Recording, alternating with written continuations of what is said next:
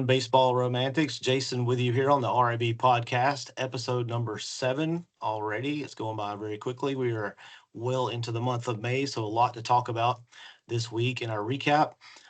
I got Bruce and Nico with me. The team is all back together this week. You got all three of us back on the mound here at the same time. So we are going to start off with something a little different, though, from the romantic about baseball aspect.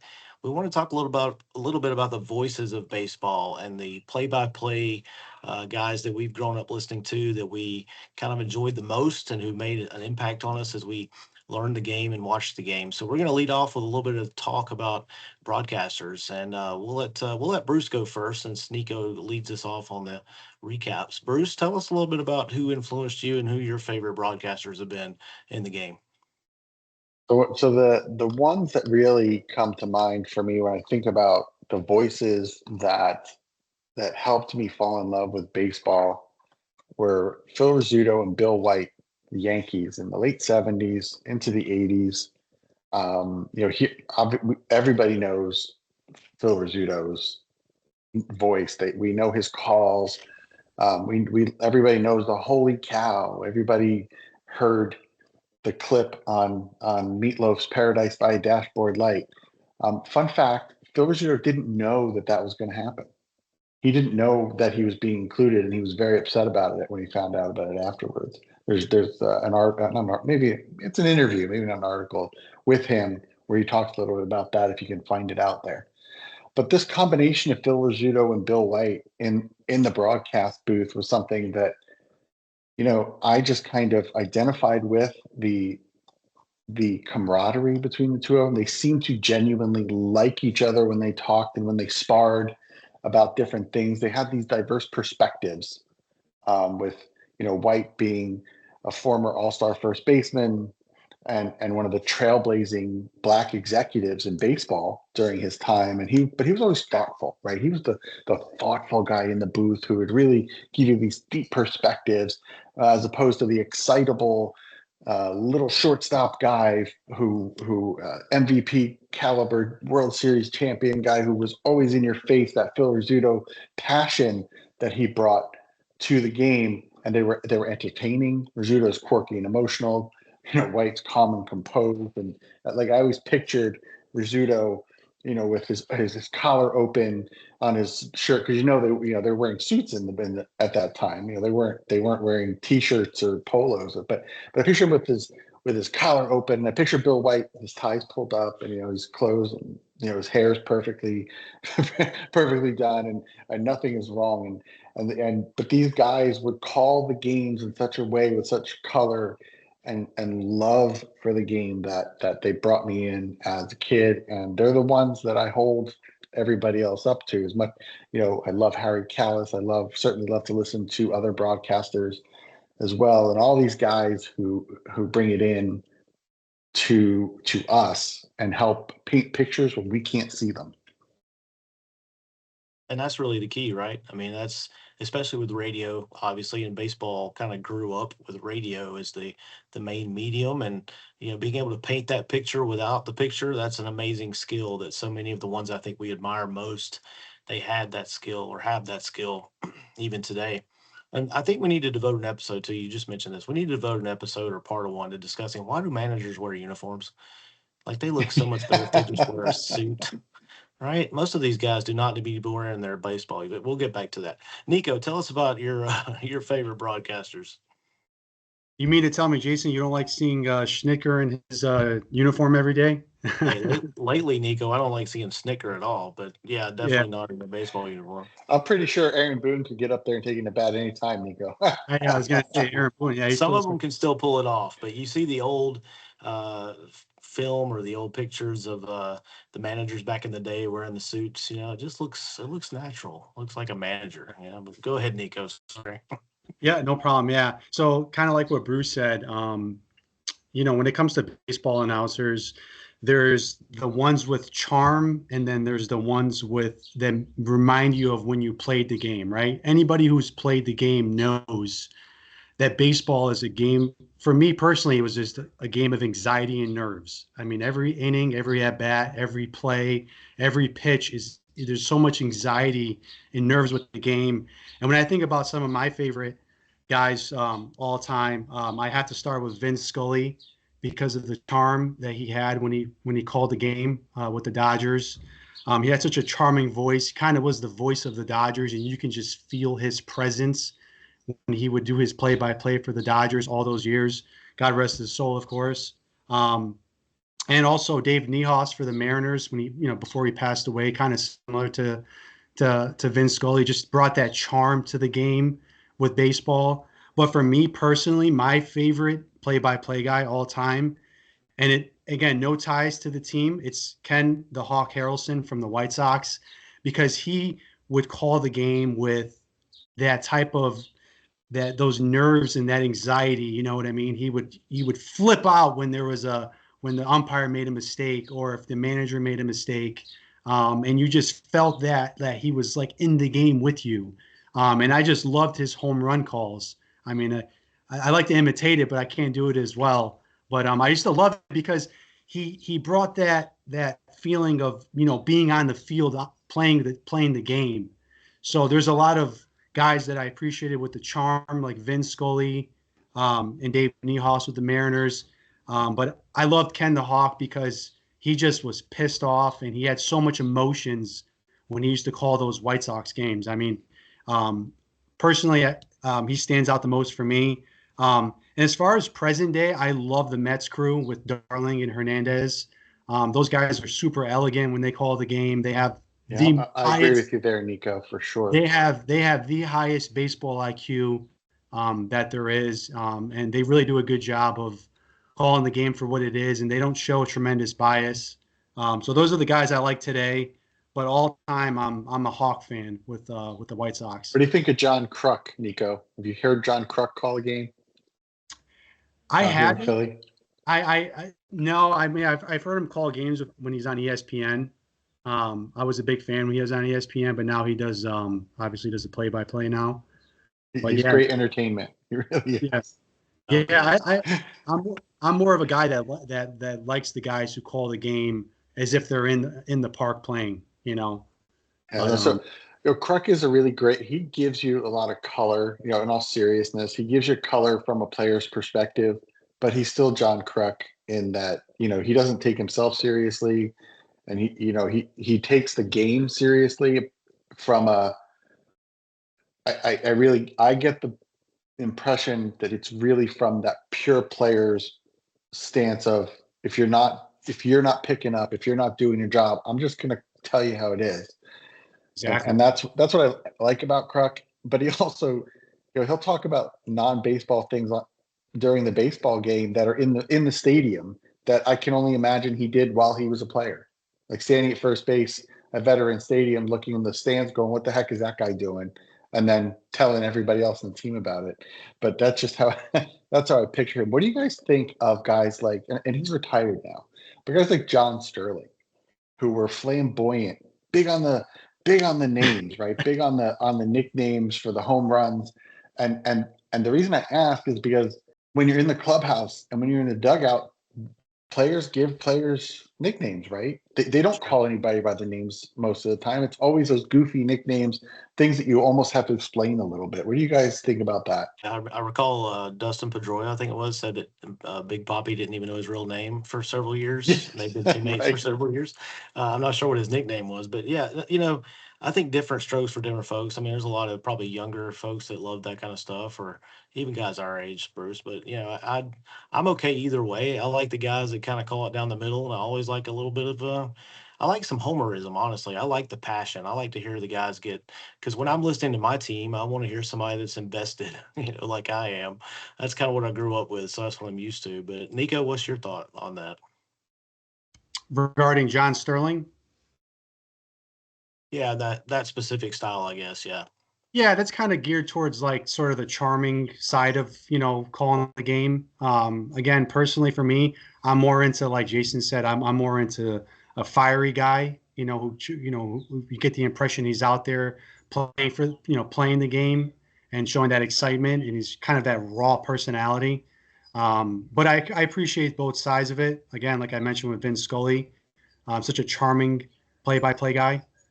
But Pee Wee, Yeah. Jason. Pee Wee was Pedroia's Pee name. Wee. There you go. That Pee fits, Wee. doesn't it?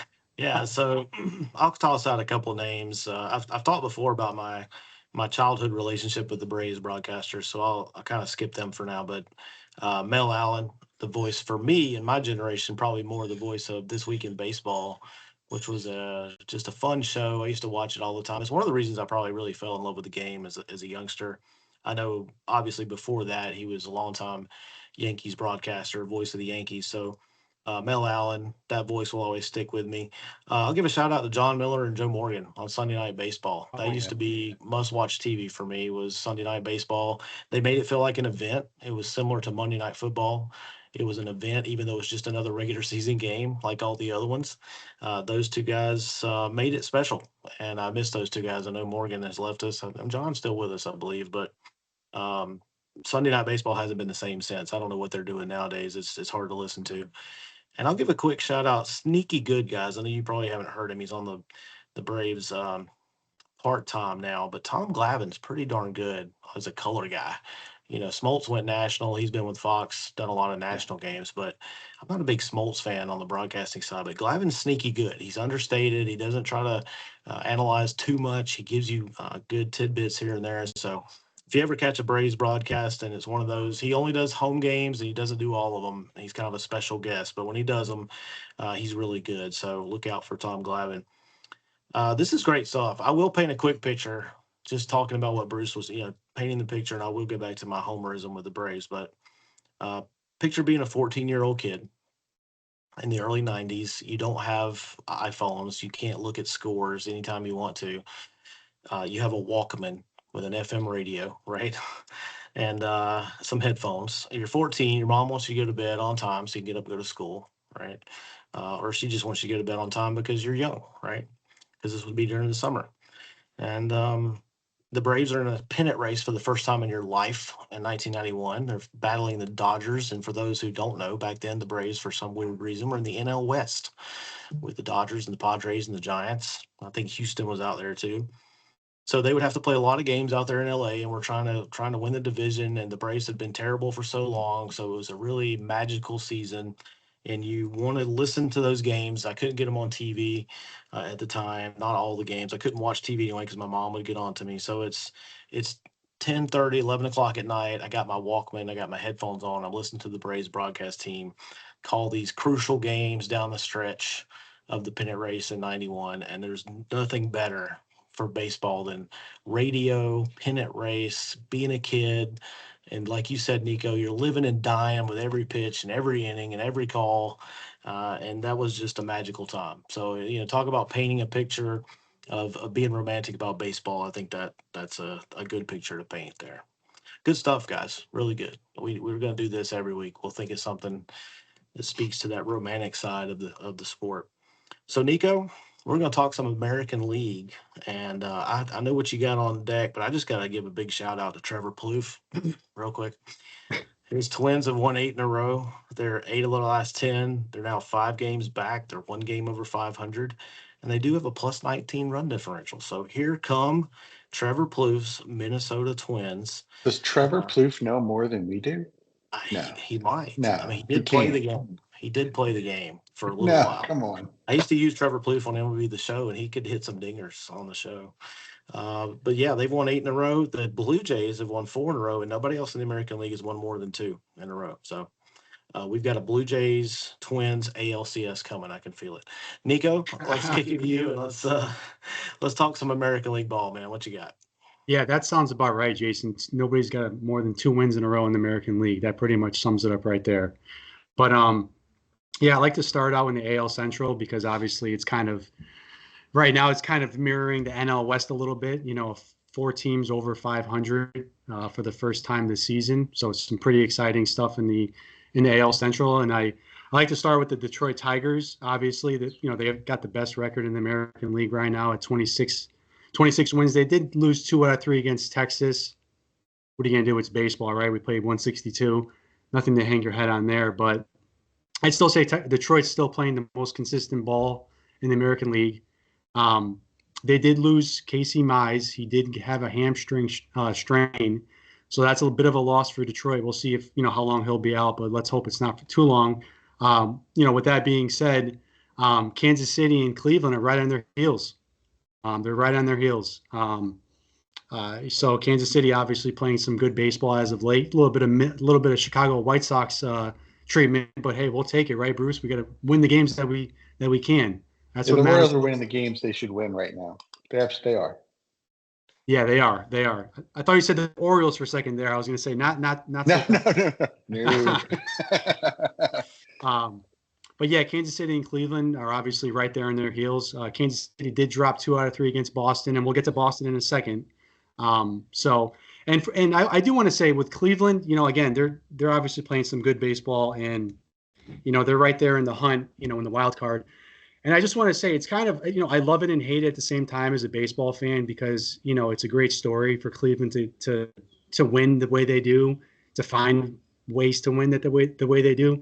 But, you just feel like, if they do make it to October, that, that group they have, that unfamiliar sort of hodgepodge of players they have, and, how much are they really going to have a chance to compete in October? It's the American League, I understand, but the Yankees will be there.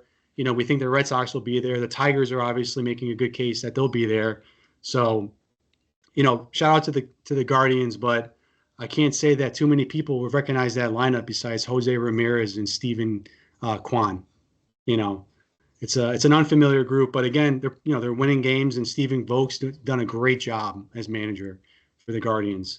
I like Stephen Vogt as a manager. I'm with you on that one, Nico.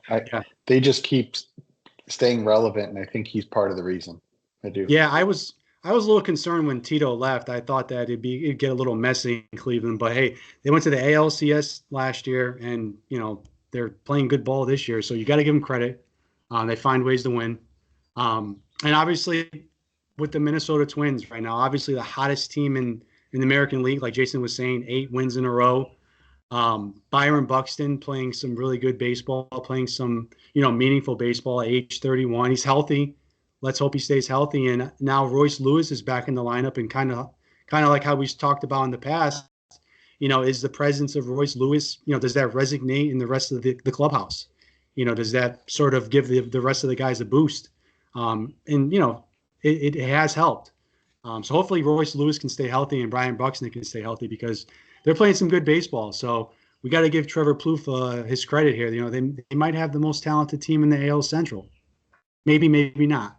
Well, who do you believe in more, Nico, the Red Sox or the Twins? Because they're right there next to each other at the bottom of the wild card, right? Or not the bottom, but for that third spot right now, if the season were to end today, who do you believe in more? Red Sox. Definitely the Red Sox. Me too. I'm losing a little faith in the Red Sox. I mean, they just keep kind of hanging around 500. We'll see, but I'd still say Red Sox on that question. But they've got another gear they got to get in. I mean, they're still 22-20. They're 5-5 in their last 10. I don't know. I'd just like to see the Red Sox go on like a 10 out of 12 stretch, and kind of separate themselves from the Blue Jays. Separation, Jason. You just said the word separation. Right now, you're looking at the Guardians and the Royals are a couple games above this pack of the Red Sox, Astros, Athletics, Twins, and fine, you include the Blue Jays, I guess, if you want. But this little pack of teams does anyone have any faith in any one of those 4 teams, really? Well, and I was thinking about this as Nico was talking, and I don't want to get us off on too many tangents. We can let this marinate, but every team and every fan base probably has a different version of what a good season looks like, right? I mean, a lot of college football teams go into the season. I'm a graduate of Troy University in South Alabama, right? Troy's traditionally had a pretty decent football program for who they are, but no Troy fan goes into the season thinking they're going to play in the national championship game, right? So expectations, like even with the Twins, I know they were expected to be good, but then they get off this rough start. And now, does anybody think the Twins are going to be in the World Series? But if the Twins compete and get a wild card, on the other hand, Cleveland, I didn't mean to, but I was kind of following a thread in a Cleveland fans Facebook post, and there was a battle between Cleveland fans who were like, one guy was trying to say, look, our run differential is terrible, and this is going to catch up to us, and we're not as good as we think we are. And the rest of them were saying, oh, no, we're good. We're going to win. We're going to win a lot of ball games. And this guy said, yeah, but when we get to October, we're going to lose again. And, I think that's fair because the Cleveland has been there and they've been there and they hadn't gotten the job done. So I think just the different expectations kind of dictate what you consider. Look, if Toronto ends up getting a wild card, and they get beat in the first round, or is that an unsuccessful season for Toronto? I mean, I'd be surprised if they got a wild card, right? If they get a wild card and they lose in the first round and they don't make a show, it has to be because that's what they do every time they show up. Yeah, Are you ever going to do better? But then we expect that from them. well, same thing in Minnesota. Yeah, well, if the Braves get a wild card and they get beat in the first round, that's a higher level of disappointment. That's got to be a disappointment unless you play. It's expectations, I guess, is what I'm getting at. Expectations level, right? So anyway, go ahead, Nico. Sorry. All good, guys. Yeah, no, again, like you said, Jason, let it marinate a little bit. Like you said, every week is just different. Every week is very different, and it's the beauty of 162. I want to talk a little American League East. The Yankees keep winning. They just took 2 out of 3 against the A's. And like Bruce and I talked about last episode, they don't miss Juan Soto at all. They don't need Juan Soto at all. They're getting contributions up and down that lineup. Jason Dominguez had a huge night on Friday night in Sacramento. 3 home runs, 7 RBIs. Aaron Judge continues to do his thing. They're getting, guys up and down that lineup, keep hitting. I do want to give a little kudos to Carlos Rodon. He's starting to really settle in now in New York, and he's starting to pitch to his potential. I think with Rodon, he's just got to control his emotions a little bit more when he's pitching. He just sort of loses it a little bit, but the stuff is there, and I think he's starting to show his quality as a pitcher for the Yankees, and they're going to need him, beyond Max Fried. I think somebody beyond Max Fried, and like you said, he has to control his emotions, Nico. I think that's the key. You just got the key because we've seen Rodon go 3-4 starts in a row and be lights out, and then the wheels fall off for a month. Yeah, so it's exactly what you said. And I tell you, they're rough out here in the Northeast with Rodon. I mean, the media just eats him up every time he has a bad outing. But that's just part of being a Yankee. I mean, every single one of them gets screwy. Aaron Judge gets screwy for his postseasons, and he's one of the best players we've ever seen. You saw the error last week, Nico, right? That Judge made 44% catch probability. He makes an error on it, and it was an error. He had it, and then he didn't have it. But 44% catch probability, and everyone's like, "Oh my goodness, here we go again." The guy's made 2 errors in center field in the last 200 some games he's played. He's human. A break. He's human. There will always be a human tendency to try to tear people down that are at the top. That's just what we human beings do. So yeah, he's human, right? He strikes out too. It happens. But yeah, the Yankees look very dangerous. They're playing loose. And they're the team in the AL East until, Boston can prove otherwise at this point. And speaking of Boston, I have to talk some Rafi Devers. I know Bruce and Jason, you guys have some comments too, but the situation with Rafi Devers has gotten, it's gotten a little crazy now. He keeps feeding into the media. Every time they ask him questions, he keeps just adding fuel to the fire.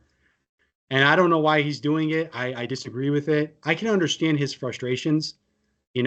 Signing Bregman and then, having to DH. And now they lost Casas for the year, Tristan Casas, the first baseman. And just the speculation of him going to first base, he's talking about the general manager, saying that the general manager played baseball before. Does he not understand that I can't play every position? My argument is they're asking him to play the corners and DH. They're not asking him to play left field, not asking him to center field. Or center field. They're asking him to play the positions that are suitable for him. If he plays first base, he may make a few errors, but he needs to prove that he's a team player. He's the franchise guy, and they're going to need him, to be a good teammate. And he just keeps feeding into the media, and now they're starting to stir up speculation about a possible trade. He's not going anywhere. I don't personally think he's going anywhere. That'd be crazy.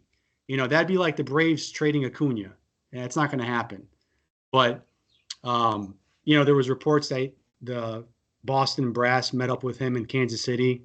So I don't know what happened there, but he ended up having a nice series over the weekend. So My advice for Devers is stop talking to the media and just do as you're asked and smile. I understand it's frustrating, but he's a very important piece of that team if they're going to try to win. I've been critical of Devers and his, I'm just going to use the word attitude. And I don't mean that like he's negative all the time, because he's not negative all the time. When I say attitude, I mean this reaction. When in your workplace, you're asked to do something that's a little outside your comfort zone because it's the best for the organization. What is your gut reaction? What is that first thing that comes across your face and is what you project out to the people around you? And his first reaction is always uncomfortable.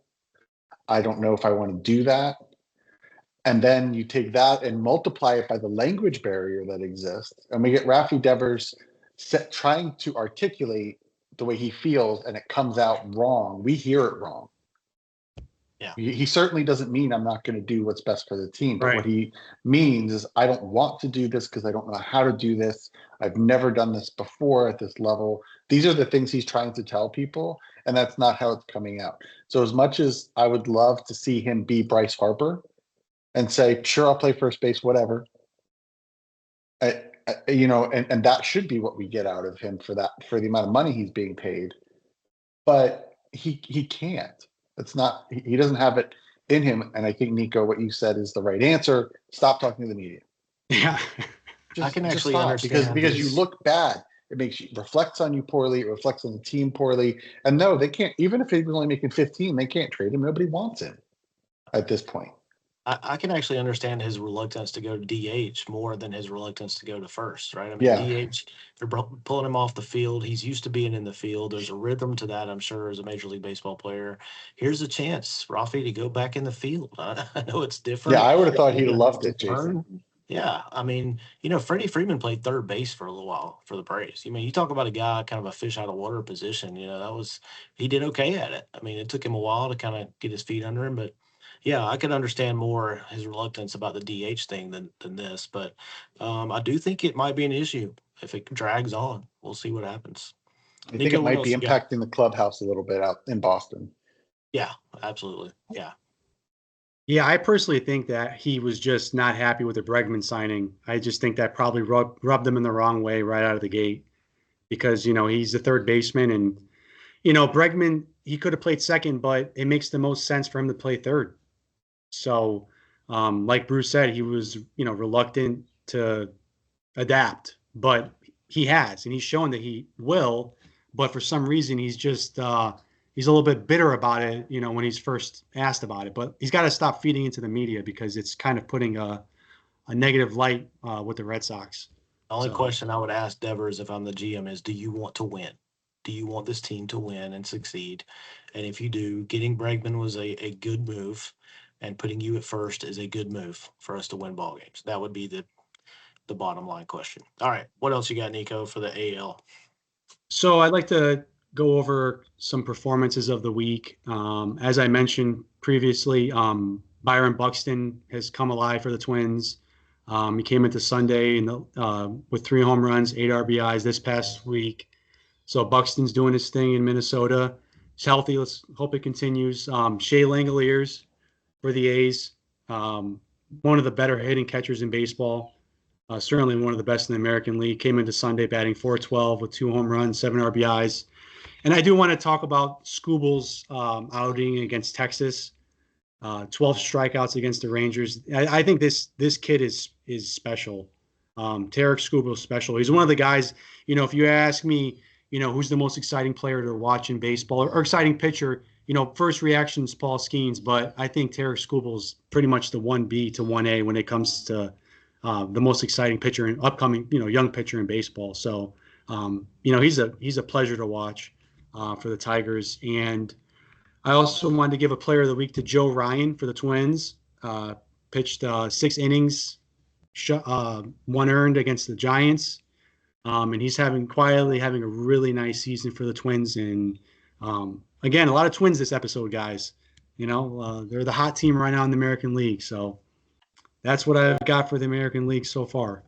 Just to put a bow on the AL, I have to give a shout out to the White Sox. They won a series. They've won 2 of their last 3 series. Now, granted, in between that, they got swept in a 4-game series by Kansas City. But still, hey, if you're the White Sox, you take it where you can get it, right? 2 out of 3 last 3 series. All right, Bruce, let's talk some National League. What is on your mind? I know one of those things on your mind are the St. Louis Cardinals. If you want to kick off with that, the Cardinals are on a bit of a roll themselves. They are, but I want to tell the White Sox fans two things. One, you have a pope now. They do. That's very exciting for you. I live near Philadelphia, as you all know, and Villanova is right down. I used to work at Villanova University. It's very exciting stuff. But also, listen, you're not the Rockies, who have negative 128 run differential and 7 wins, on pace to win 8 games this season. I'm not even gonna do the math because it's a waste of time. So you're not the Rockies. Take it, own it, hug it, love it. You're not going to be the story this year in that vein. But the Cardinals, the team we talked about, 2 weeks ago, about, hey, they're definitely rebuilding, and there's all of this sense of we're not trying to win this year. Have won 8 in a row. They're 22-19, sitting. Yeah, sure. I mean, they're not in first in that National League Central Division. We know that, but what they are is now breathing down the necks of the Cincinnati Reds. I'm sorry, they've passed the Cincinnati Reds and breathing down the necks of the Cubs, 1 game behind Chicago in that Central Division, because the Cubs have scuffled a little bit in the last week, going 5-5 as opposed to 8-2 for the Cardinals. The big thing for the Cardinals right now is they're 15-6 at home. So that's a really big thing. They're winning games in front of their home fans. Got to be excited about that. Plus 24 run differential. Things are trending in the right direction for the Cardinals. And I picked the Reds to win this division out of the gate. I still believe in the Reds and Terry Francona. But Hunter Green went down. So they're without that big arm in the rotation. So what's in the future for the Reds? I don't know. But when I look at this division and I look at what the Cardinals have done over the past 2 weeks, why can't they win the division? I can't give you a good reason why the Cardinals can't win it as opposed to the Cubs or the Reds. I certainly don't love the Brewers, but they're not terrible either. They're just not good. None of these teams are really good. They're all okay. So we're going to give the Cardinals their due right now, because right now they are in the past 2 weeks have been the best team in the National League. And then I'm going to mention my Philadelphia Phillies here, my hometown team, who've been 7-3 in their last 10. They're really starting to become a little more consistent. And Nico, you and I talked about that last week. Is they're a good team. We still believe that they have it in them, but they need that consistency. They need the arms to be consistent, but outside of Jesus Luzardo and Zach Wheeler. They need the bats to be consistent. And they're starting to get some of that. We've seen Aaron Nola start to have a resurgence. Yes, he lost his last outing, but he wasn't terrible. He was okay. He's not the one who lost that outing. That outing, nobody showed up that night, in a Phillies uniform. But they're starting to be more consistent in the National League. So the Mets didn't have a great 2 weeks. They didn't have a terrible 2 weeks, but the Phillies picked up 2 games on them this week, and that's a lot. So they're still 2 games back. And in that National League East, the Braves have fallen off a cliff all of a sudden for some reason. The Nationals certainly aren't any good, and we know who the Marlins are, right? So why not the Phillies and the Mets taking a run at each other for the rest of the season? That could happen, and it could be really exciting. I've been on the Phillies bandwagon since the beginning. I'm staying on it. I still think the Phillies win the East. I do too. Mets fans are not going to be happy with that. Because there will come that moment. I'll say it every week. I say it again, just like we talk about Trevor every week. The Mets are going to Met at some point. And the question is, how bad is that skid going to be? Yeah. By the way, Bruce, your Phillies, if they win tonight, they're currently, as we record this, they're playing Sunday Night Baseball. And I think they're up 1-0. They will be the only other National League team right now with a winning streak of more than 1 game other than the Cardinals. Yeah, a lot of mediocrity in the National League this week. But what I said it last week too with Nico when we talked. we're going to start to see these teams even out. We're going to start to see the sifter sift through, and the good teams are going to rise because you're starting to see a more even spread of teams over 500 playing teams under 500, and that mix. That's starting to mix up a little bit more. If you look down the standings and look at that teams over 500 records, yes, you see some teams like, who was it? I was just looking at them at like the Cubs, who played 32 games against teams over 500. The Mets, who are 20-11 against teams over 500. You see that, but you're starting to see everyone else get those numbers too, those 25, 30 games against those teams. And that's when we're going to see these teams start to rise and fall, which is why we have to be a little concerned about the Giants, who are slipping in the National League West. Is this the moment that we're going to see them come to earth, or it's just a little hiccup in their season? And I really hope it's not a hiccup, because I kind of liked the idea of the Giants being good again, and being competitive. Nico's so right too when he talks about what's great about baseball is over 162, right? Because every team has anywhere from 4 to 8 different seasons within a season. Like you just said, is this a hiccup for the Giants, or is this who they're going to be? Well, maybe it's a long hiccup, but then they come back and they have a 15 out of 20 stretch. We don't know, but that's why we love baseball. We do. And one of the series that I said I was going to watch this week were the Padres and the Yankees. And, Nico talked about how the Yankees are really getting it together and playing some good baseball. The only reason the Yankees didn't sweep the Padres was Devin Williams. Otherwise, the Padres aren't even playing good ball right now. They are 13-10 over against teams over 500, but they could be 12-11, and they should be 12-11. It was just a bad night for Devin Williams and Luke Weaver combination. The Padres didn't hit Yankee pitching. The Padres pitching was good, except the bullpen, but the starting pitching was solid. But they aren't looking particularly great either. In spite of being 7-3 out of the last 10, they seem to be hot and cold right now. And I don't know if that's a concern for Padres fans or not, or whether they're just going to jump back on and start mashing like they were earlier. I really don't want to talk about the Dodgers. They were 6-4 over the last 10, but I do have to talk about, and I don't want to talk about the Dodgers, because I have to talk about Shohei Ohtani again, because he hit 4 home runs last week.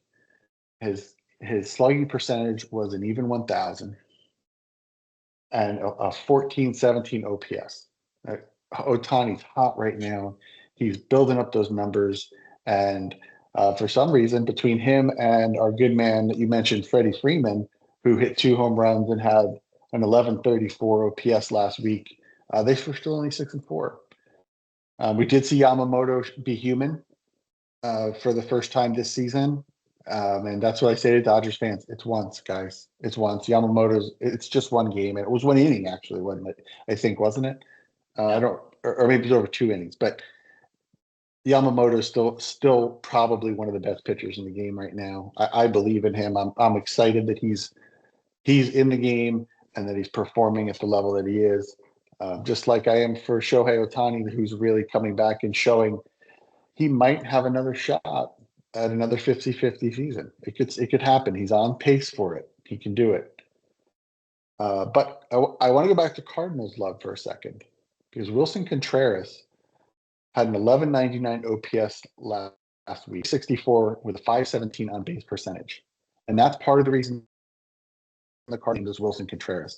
We know he's a good guy. He's a good player. We know that. And he's starting to show up a little bit, starting to make the Cardinals think, how can we move Nolan Arenado to get some value and maybe make the playoffs this year? And I think that, I'm not saying they have to move Arenado to make the playoffs, but I think if they can get some immediate value for him, that might change the complexion of the National League Central this year.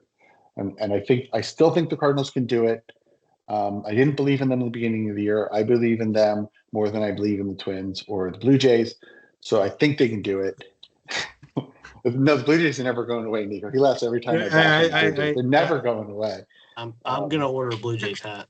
for the next I episode. don't have a Blue Jays hat, and I'm not getting one.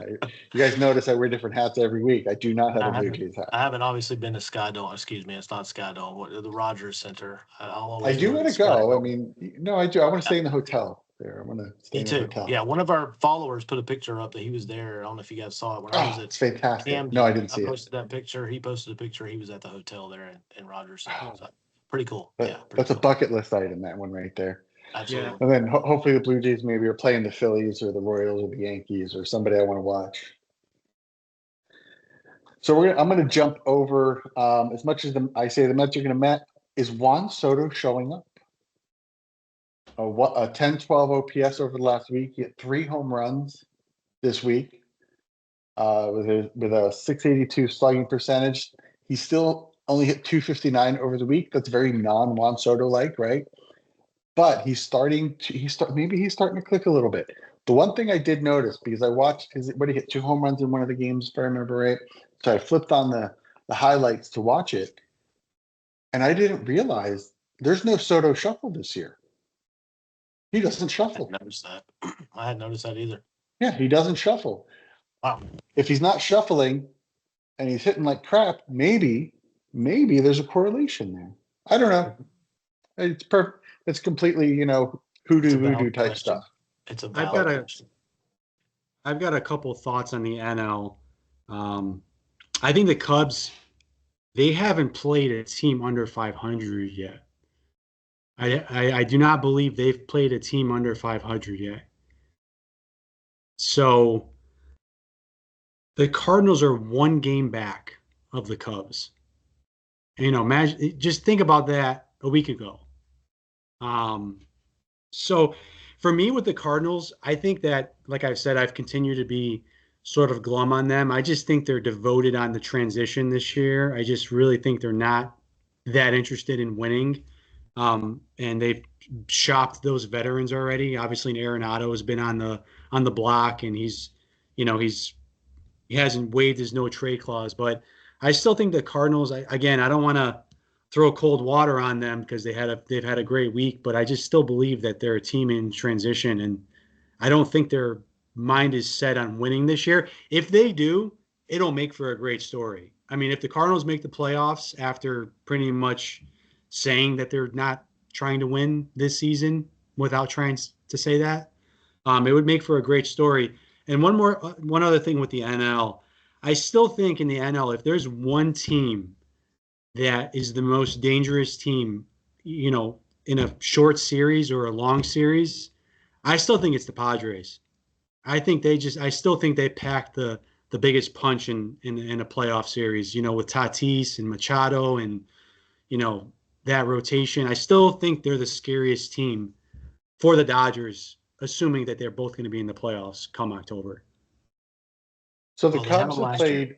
The Cubs have played year. 32 games against teams over 500, and they're 17-15 against teams over 500, and they're 23-18 overall. So you make a valid point, Nico, that they are playing a lot of games against good teams, as opposed to the Cardinals, who are 9-10 against teams over 500. So they've only played 19 games against teams over 500, as opposed to 32. That'll even out though, so I guess we'll see what shakes out. When it comes to that, the Cubs are playing Miami right now, or tomorrow, I guess. So maybe that's a little easier streak for the Cubs. But the Cubs are starting to hit those teams who are not over 500. They did play I think 27 or 28 games in a row against teams over 500. Yeah, I mean they started with a really tough schedule, and they came out shining like a diamond. But they're starting to scuffle a little bit now. So maybe they're one of those teams that rises to the occasion and then stumbles when there's no competition. Some teams are like that, right?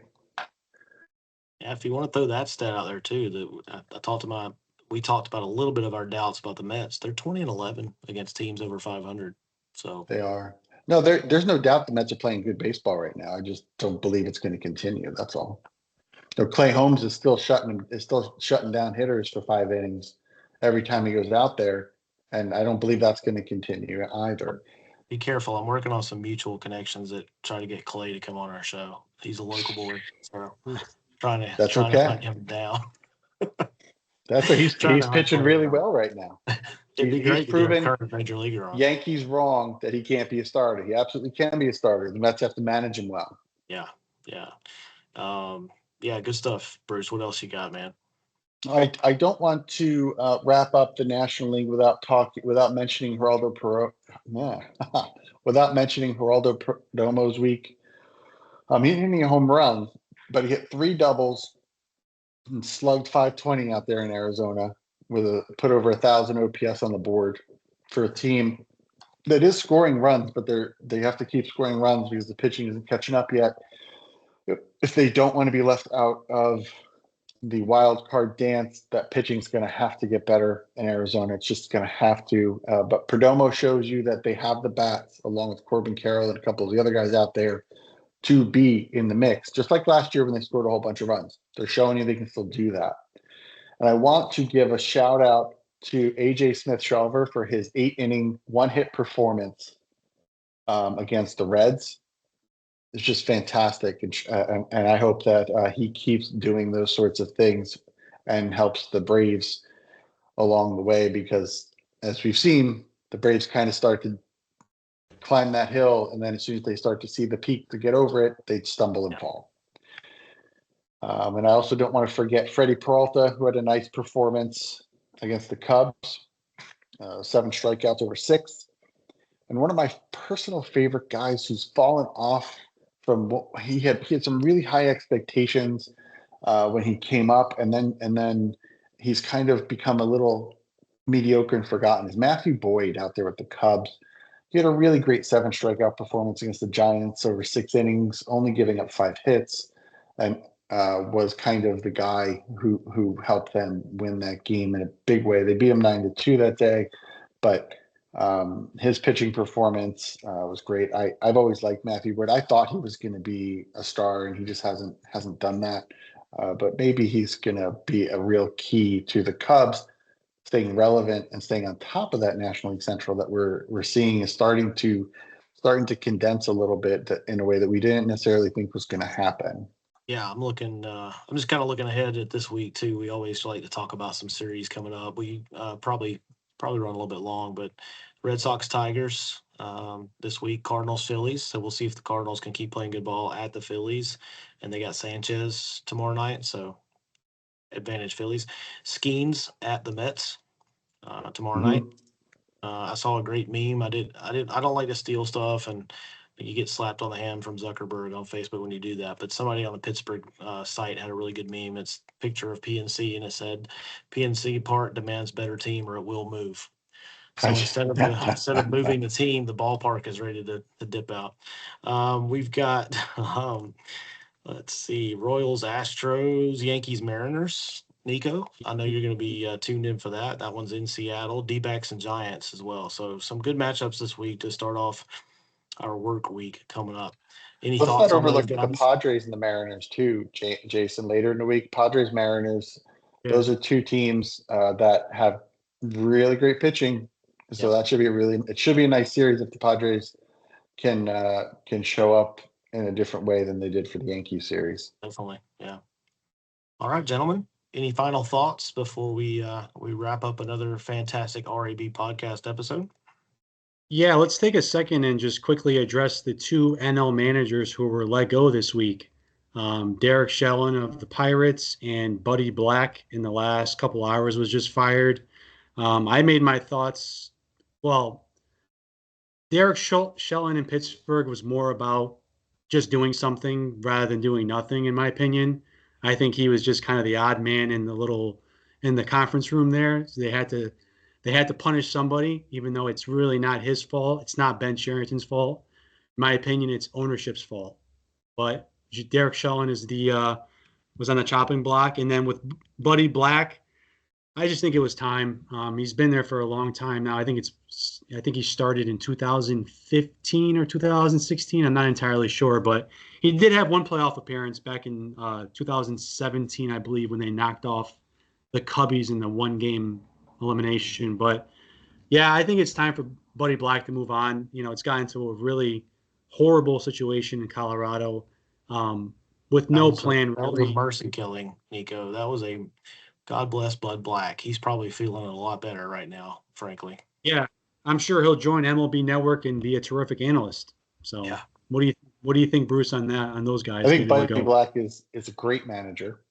I think that he took absolutely nothing over the years and put together respectable teams over the years. I really think he did.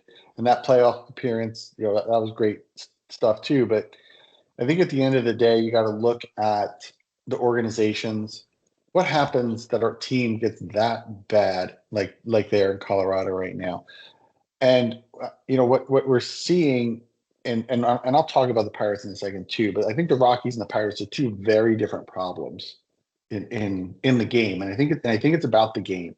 It's about the way ownership spends money, doesn't spend money, how ownership puts money into development of players and development of coaches and development of the systems. And I was going to start talking about the Pirates again, but I'm not ready for that.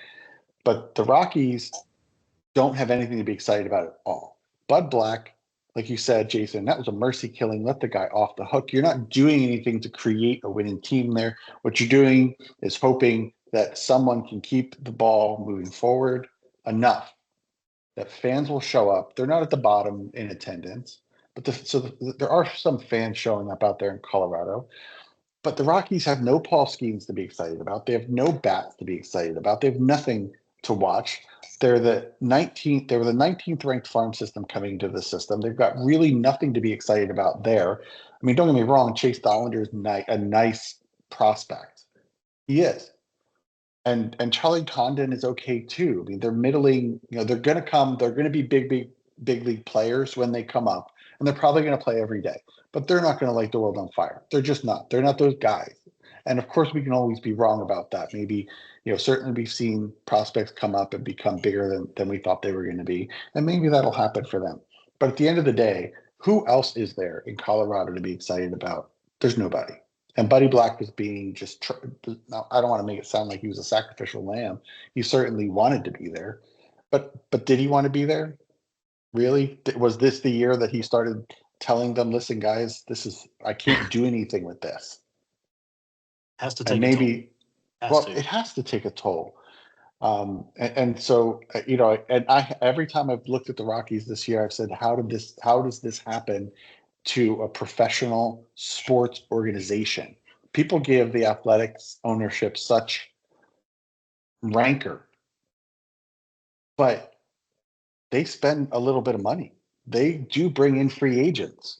They develop talent. It goes away. It doesn't stay. Right. They have been to the playoffs recently, unlike the Rockies, unlike the Pirates. And poor Derek Shelton, he's a sacrificial lamb in Pittsburgh for an ownership group that has zero interest in winning. We know that. They've said it. They've literally almost said it, that they don't care. They come out and say, we want to win. Oh, but we don't want to do that. That's Pittsburgh. They talk out of both sides of their mouth. But I do think that, as Ben Cherington said in an interview, that this was the right thing to do. They're starting a change. I also think that they're hoping they're going to be the 2003 Marlins, who fires the manager when they get off to a terrible start and all of a sudden makes the World Series. Wow, look at that. But that's not going to happen here because the Pirates aren't going to add the pieces at the deadline that the Marlins did. We all know that's not going to happen. And I'm going to blaspheme right now. Because I'm so glad you brought this up, Nico, so everybody can hate me for a little while. The Pirates need to trade Paul Skenes now. Trade him now. Trade Paul Skenes now, because you can get literally anything for him. This is the moment, and the pitching staff won't be any worse for it. You've got good pitching in Pittsburgh. You've also got Bubba Chandler, who'll be up in that system. He's not Paul Skenes. Please don't misunderstand me. But you do have Jones. You do have Falter. You do have Keller. Keller's not a superstar, but he's a good innings-eating middle of the road pitcher. If you can develop Chandler in a really productive way, we know the Pirates can develop pitching at least in a decent way. I mean, Paul Skenes is an anomaly for any team, but if you came up and said, I'm going to trade Paul Skenes for Jason Dominguez and Spencer Jones, the Yankees should jump on it right now. There it is. They should jump on it right now.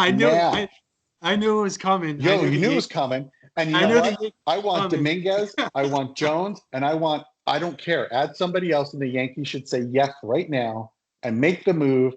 And Pirates fans will be mad for about 15 minutes until they realize, wait a second, we might score some runs. Yeah. Now. And Dominguez is not Aaron Judge. I think we know that. He's not a superstar. But what he is a really nice addition to Brian Reynolds and O'Neal Cruz in that outfield. He would make that lineup better. And Jones is still a year out, maybe, but he's never going to play in New York. So why are you hanging on to him? Ben Rice is your first baseman next year. We all know that. They're not moving Giancarlo Stanton out of the lineup. He's coming back too. Make the move. You got to do something. That is the something. And yes, you'll miss one night every week where fans show up to the ballpark. Yeah. So what? You start winning some games, you're going to see the fans show up because Pittsburgh fans love that team and they want to win more than they love Paul Skenes. There I say. Right, so I want everybody to ruminate on that and also on managers wearing baseball uniforms. 2 things. Please direct all comments related to that last segment to @bruce.com. And 2, are Pirates fans more concerned about on Twitter? Are they more concerned, Pirates fans, a certain segment of Pirates fans, are they more concerned about losing Paul Skenes or Libby Dunn? I mean, I think that's a legitimate question. Yeah. Gentlemen, another fantastic week here on the RB podcast. I think we're hitting our stride. It's summertime. It's heating up. I think we're heating up. We've had a couple of great interviews. We got another interview coming. We're going to record this week. We got one we're going to release very soon. And we got more coming for you guys. So if you're listening to the weekly podcast, stay tuned for the bonus episodes in between. We've got Marshall Garvey, the interview coming up very soon. It's going to drop that we did about the 1985 World Series, Cardinals and Royals. That was great. We got another one coming up this week we're going to record and more lined up for you guys. So stay tuned. We appreciate you, and we will see you at the ballpark.